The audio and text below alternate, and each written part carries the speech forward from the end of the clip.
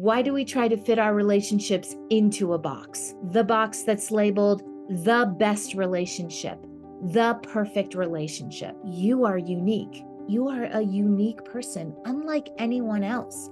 And if you are in relationship with someone else or other people, they are unique individuals. So a unique person plus a unique person equals a unique relationship. Education, awareness, and self-inquiry will give you the tools you need to look at your relationship and find what aligns most with who you are and what you want.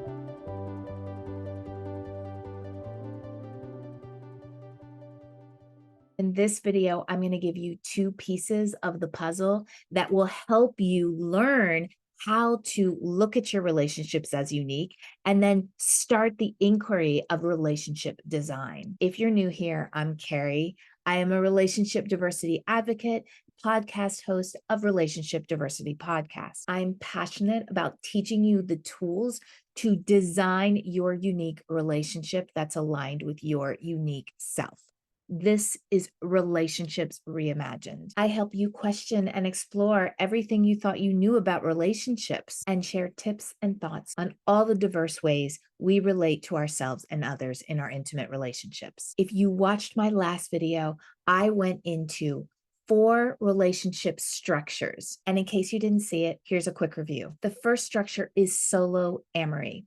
And this relationship structure is where the relationship with yourself is priority, is the most important. The next structure is monogamy. This is what we mostly know. That is one person in relationship with one other person. The next 2 are under the umbrella of ethical non-monogamy, and that is open relationships and polyamory. Open relationships is more of a sexual or physical component where there is consensual agreement amongst people to have outside sexual or physical experiences with others. Polyamory brings more of an emotional component into non-monogamy, where there is consensual agreement amongst people that they can have other loving, intimate relationships. Once you have an understanding of those 4 structures, the fun can really begin because there is so much space within them to find your unique expression. So I like to look at the diversity within these basic structures in 2 ways. 1, timing, and 2, structure. First, let's look at timing. The most dynamic and rewarding relationships are continually evolving. It can be scary to be in this space of life continually evolving and changing. And I think many times that's why we hold on so tight to something that no longer aligns with us. So just because you have chosen one specific structure in a certain part of your relationship doesn't mean that you can't continually have conversations and evolve into trying, exploring, experimenting, and possibly moving into a different structure. When I talk about timing, I'm talking about looking at your life, looking at where you are in your life and how priorities may have shifted, desires may have shifted, and coming into the present moment with what is going on in your life. This could look like the following: choosing monogamy as you are starting a family, raising children, and then once the children grow up and move out of the house, exploring opening your relationship, choosing solo amory in a time where you're really wanting to get to know yourself. Maybe you felt disconnected from yourself, you felt like you're a people pleaser, and you really want to get to know who you are. But then after that, meeting someone and choosing a monogamous relationship. Another option could be choosing polyamory while dating.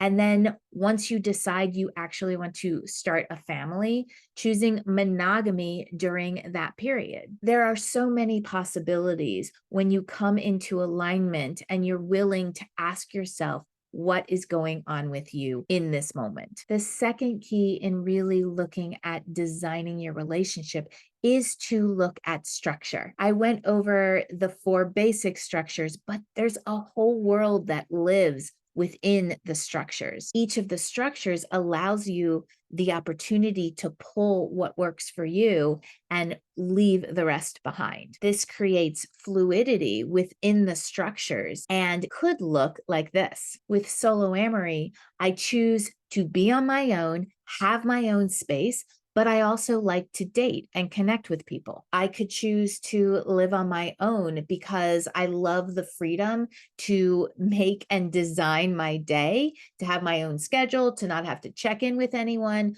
But I also really deeply desire heart connection with other people. And so that aspect of polyamory or connection, authentic connection, could come in through friends and even romantic connections. Fluidity within the monogamous structure could look like I'm in a monogamous relationship, but we sleep in separate rooms or separate beds because sleep is important to us and we sleep better by ourselves. Fluidity within monogamy could be that you prefer monogamy in terms of an emotional, sexual relationship, but you really want autonomy with your money, so you have separate accounts. It could also be choosing a monogamous structure, however, living in completely separate places.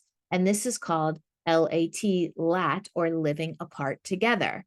So you have your own separate dwellings, but you are in a monogamous relationship.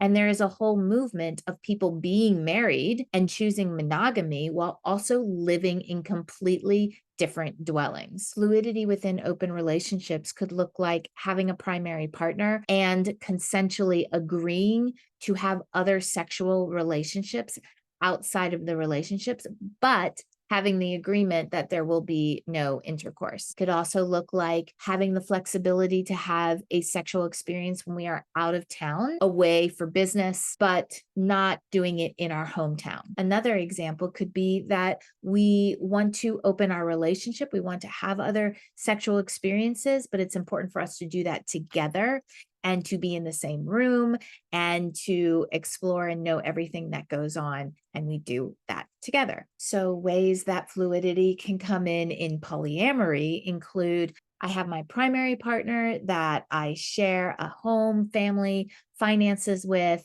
and that person is my priority. And then anyone else is a secondary partner. That's known as hierarchical polyamory. Another way is that I'm completely autonomous. Every decision in my life comes from me and not my partners. That doesn't mean that I'm not compassionately communicating with my partners. It's just that when it comes down to it, my most important relationship is with myself, but I have lots of loving relationships and they're all equal. And one other example is I have many different loving relationships, but I prefer to live alone. And so that's kind of a combination of polyamory and solo amory. And these scenarios are just scratching the surface of all that is possible within the structures. The key to all of this is getting to know yourself more intimately than you know anyone else. And this can be a little scary, especially if your attention is outward to other people and has been for a long time. But it's imperative to start to turn the microscope inward and really understanding who you are in this moment, what priorities you have in this moment, what your needs and desires are, so that you can begin to have the conversations with a partner if you're currently partnered, or if you're dating, so that you'll be able to express what you really want to the people that you're meeting. And that's what we're going to explore in future videos is how do I even get to know myself? How do I even have the courage to ask the questions and to look at what my beliefs are, what I've been taught to believe, and see if they really align with who I am in this moment. Your beautiful, unique self is waiting patiently to be uncovered and discovered. Stay curious and show yourself compassion and love. Until next time.